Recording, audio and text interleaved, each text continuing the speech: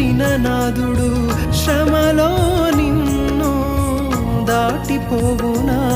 సియోను దేవుడే నిన్ను సిగ్గుపడనివ్వడు, కనికరపూర్ణుడే నీ కన్నీరు తుడుచును.